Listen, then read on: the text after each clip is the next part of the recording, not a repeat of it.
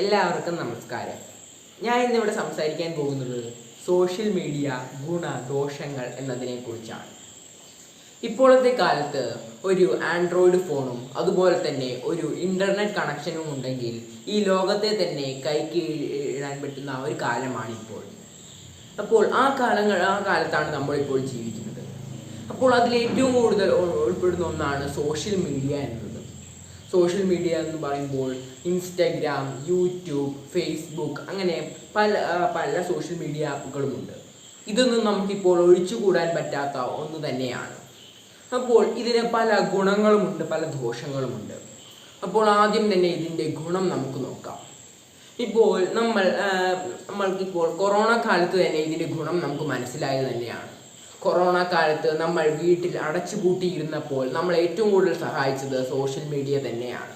അതെന്താണെന്ന് വെച്ചാൽ social media യൂട്യൂബിലിടുന്ന പല ക്ലാസ്സുകളും ഒക്കെ കണ്ടാണ് ആ കുട്ടികൾ അന്ന് അവരുടെ പഠനം മുൻപോട്ട് കൊണ്ടുപോയത്.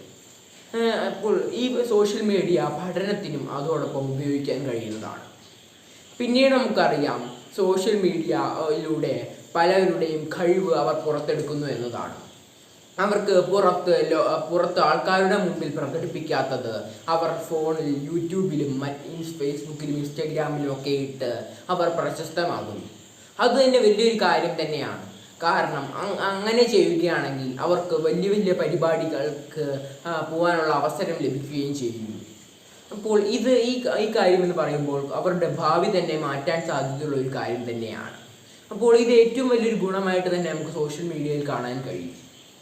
പിന്നീടുള്ള കാര്യം പറയുമ്പോൾ കുട്ടികൾക്ക് അതുപോലെ തന്നെ മറ്റുള്ളവർക്കും എന്ത് സംശയവും ഉണ്ടെങ്കിലും അപ്പോൾ തന്നെ അതൊക്കെ തിരുത്തി തരുന്ന സാങ്കേതിക വിദ്യ ഇപ്പോൾ വളർന്നിരിക്കുന്നു എന്നതാണ്. പിന്നീടുള്ളതെന്ന് പറയുമ്പോൾ ആശയവിനിമയം നടത്താൻ വളരെയധികം ഉപകാരപ്രദമായ ഒന്ന് തന്നെയാണ് സോഷ്യൽ മീഡിയ എന്നത്.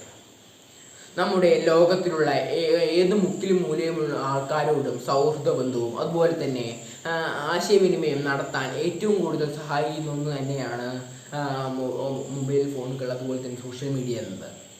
അപ്പോൾ ഇത്രയും അധികം ഗുണങ്ങളുണ്ടെങ്കിലും ഒരു കോയിന് രണ്ട് പുറങ്ങളുണ്ട്. അതുതന്നെയാണ് സോഷ്യൽ മീഡിയയിൽ. ഒരു പുറത്ത് നല്ല ഗുണങ്ങളും മറ്റേ പുറത്ത് ഇരുണ്ട ദോഷങ്ങളുമായിരിക്കും. അപ്പോൾ ദോഷങ്ങൾ എന്ന് പറയുമ്പോൾ കുട്ടികൾ അമിതമായി സോഷ്യൽ മീഡിയയെ ദുരുപയോഗം ചെയ്യുന്നു എന്നതാണ്. അതിൻ്റെ കാരണം എന്ന് പറയുമ്പോൾ സോഷ്യൽ മീഡിയയിലെ റീലുകളും ഷോർട്സുകളും മണിക്കൂറോളം അത് കണ്ട് വിലയേറിയ സമയം നഷ്ടപ്പെടുത്തുന്നു എന്നതാണ്. പിന്നീട് നമുക്കറിയാം ഇപ്പോഴത്തെ ഡിജിറ്റൽ ലോകത്ത് ഏറ്റവും കൂടുതൽ ഉണ്ടായി വരുന്ന ഒരു കേസാണ് സൈബർ കേസുകൾ, ഓൺലൈൻ തട്ടിപ്പുകൾ എന്ന് പറയുമ്പോൾ. അപ്പോൾ കുട്ടികൾക്കും യുവാക്കൾക്കും ഏറ്റവും കൂടുതൽ പ്രശ്നമുണ്ടാക്കുന്നത് ഈ ഓൺലൈൻ തട്ടിപ്പുകൾ തന്നെയാണ്. അവർക്ക് ഒന്നും അറിയാതെ പല സൈറ്റുകളിലും കയറി പോകുമ്പോൾ അവർക്ക് അവരുടെ പണം നഷ്ടവും ഒക്കെ ഉണ്ടാകുന്നു. പിന്നെയുള്ള കാര്യമെന്ന് പറയുമ്പോൾ കുട്ടികൾ ഫോണിന് അഡിക്റ്റായി പോകുന്നു എന്നതാണ്. അത് കൊറോണ കാലത്ത് സംഭവിച്ച ഏറ്റവും വലിയ പ്രശ്നവും അത് തന്നെയായിരുന്നു. കുട്ടികൾ ഫോണിൽ അഡിക്റ്റായി പോവുകയും പല ഗെയിമുകൾക്കും അഡിക്റ്റായി പോവുകയും ചെയ്യുന്നു. പിന്നീട് നമുക്കറിയാം ഏറ്റവും കൂടുതൽ പ്രശ്നം ഉണ്ടാക്കുന്നത് നമ്മുടെ ആരോഗ്യ രംഗത്ത് തന്നെയാണ്. മണിക്കൂറുകളോളം മൊബൈൽ ഫോണും സോഷ്യൽ മീഡിയയും ഉപയോഗിക്കുകയാണെങ്കിൽ നമ്മുടെ കണ്ണിന് വളരെയധികം പ്രശ്നമാകുന്നു. അതോടൊപ്പം തന്നെ നമ്മൾ ഇരുന്നാണ് നോക്കുന്നതെങ്കിൽ നമുക്ക് നമ്മുടെ കൊഴുപ്പ് കൂടി നമ്മുടെ വയർ ചാടാനും സാധ്യതയാകുന്നു. ഇങ്ങനെ പല പ്രശ്നങ്ങളും ഇതിലൂടെ ഉണ്ടാകുന്നു. അപ്പോൾ സോഷ്യൽ മീഡിയ എന്ന് പറയുമ്പോൾ ഒരു കത്തി പോലെയാണ്. അത് നമ്മൾ അതിന് രണ്ട് പുറങ്ങളുണ്ട്. പച്ചക്കറി മുറിക്കാനും അത് ഉപയോഗിക്കാം, അതുപോലെ തന്നെ ഒരാളുടെ ജീവൻ എടുക്കാനും ഉപയോഗിക്കാം. നമ്മൾ എങ്ങനെയാണ് ഉപയോഗിക്കുന്നത് അങ്ങനെ ആ തരത്തിലിരിക്കും അതിൻ്റെ ഉപയോഗം എന്നത്. സോഷ്യൽ മീഡിയ നമ്മൾ നല്ല രീതിയിൽ ഉപയോഗിക്കുകയാണെങ്കിൽ നമുക്ക് ഇതിനെക്കാട്ടിലും വലിയൊരു ഉപകാരം വേറെ എവിടെയും ഉണ്ടാവുകയില്ല.